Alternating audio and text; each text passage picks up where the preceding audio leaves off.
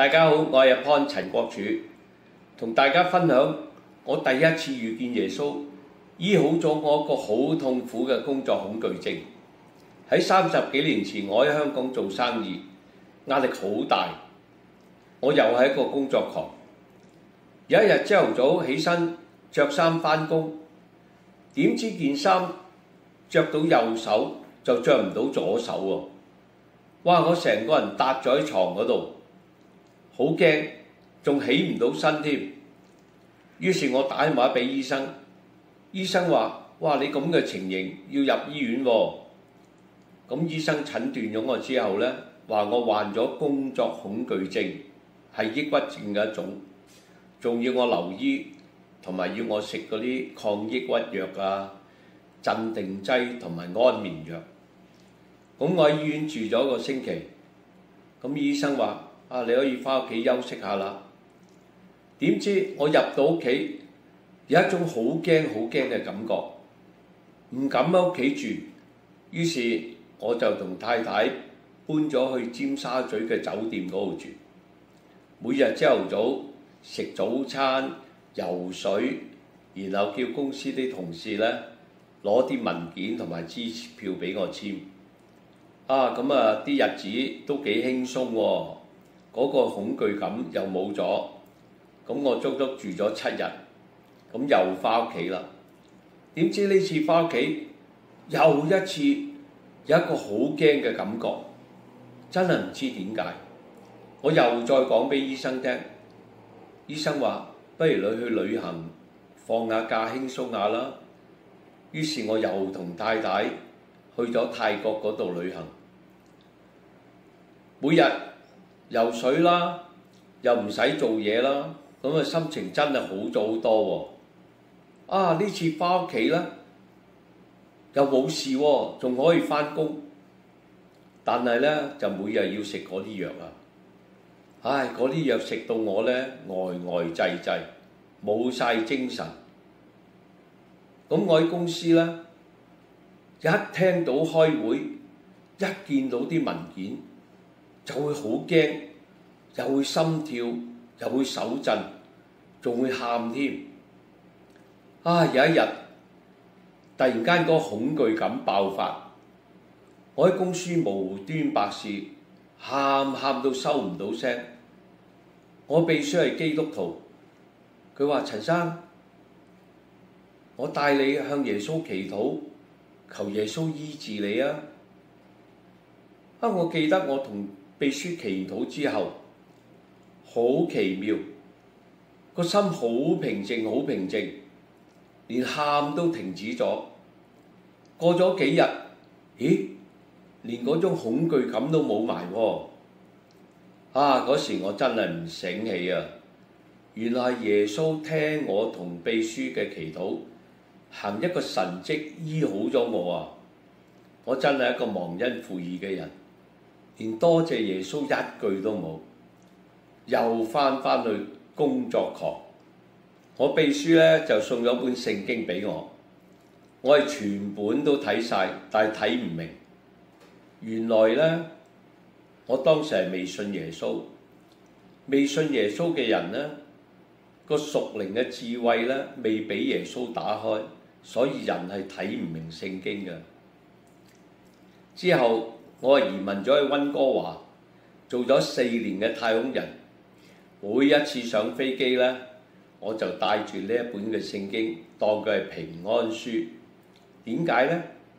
因為我以前好迷信㗎，我又拜黃大仙啦，拜關公，拜四面佛，睇相、風水、命理，乜都齊。點解我拜咁多嘢呢？越拜越多，仲迷信過一個婆。因為我以前做生意，拜下呢個唔得，咪拜多個咯。咁越拜越多。有一日，我突然間叫個秘書幫我抌晒啲偶像，抌完之後，我心裏邊有一種平安係從來冇嘅喎，好舒服。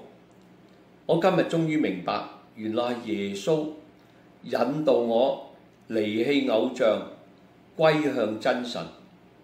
原來聖經真係有咁講嘅喎，要你們怎樣離棄偶像歸向神，要服侍那又真又活嘅神。喺帖撒羅尼迦前書1章9節。2年之後，大禍臨頭啦，因為我貪財，差啲冇命。我向耶穌祈禱，求耶穌救我。哇！呢次耶穌真係救返我條命啊！呢一次我真係睇到自己好多嘅罪，因為做錯事，所以有呢一次嘅悲劇。呢一次再證明耶穌真係神，佢能夠救命，能夠醫病，仲能夠引導你行返一條正路。諗返2年前，如果我喺患工作恐懼症嘅時候，識得信耶穌，行返條正路，我就唔使經歷呢一次嘅大悲劇。我嘅經歷，原來人喺平安嘅時候就信耶穌，唔使好似我咁經歷困難，到死嘅時候嚟到信耶穌，可能連機會都冇埋。耶穌能夠帶領你渡過災難，同埋解決人解決唔到嘅問題。原來信耶穌，你只要真誠做以下嘅祈禱，內容係：第一，你認耶穌係造物主；第二，相信耶穌從死裏復活；第三，你認罪悔改。如果你願意，我帶領你祈禱，你跟住我一句一句講就得㗎啦。開始啦！慈愛嘅上帝，我相信耶穌係造物主上帝。耶穌降世，為我及為世人贖罪，被釘死喺十字架上。第3日從死裏復活，證明係真神。我承認自己係有罪過嘅人，求主耶穌赦免我嘅罪過，賜俾我新生命同埋天堂永生嘅福氣。我願意跟從耶穌，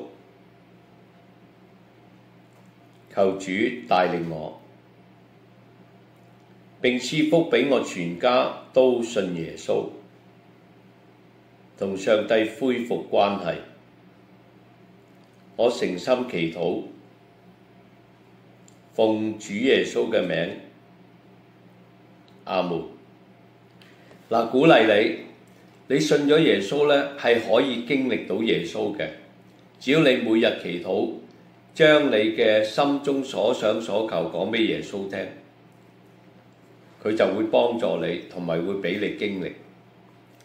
鼓勵你返教會敬拜耶穌，你學習聖經，你會得到真理同埋智慧，你整個生命都會不再一樣，同埋你會得到喜樂同埋平安。願上帝賜福你和你一家。再見。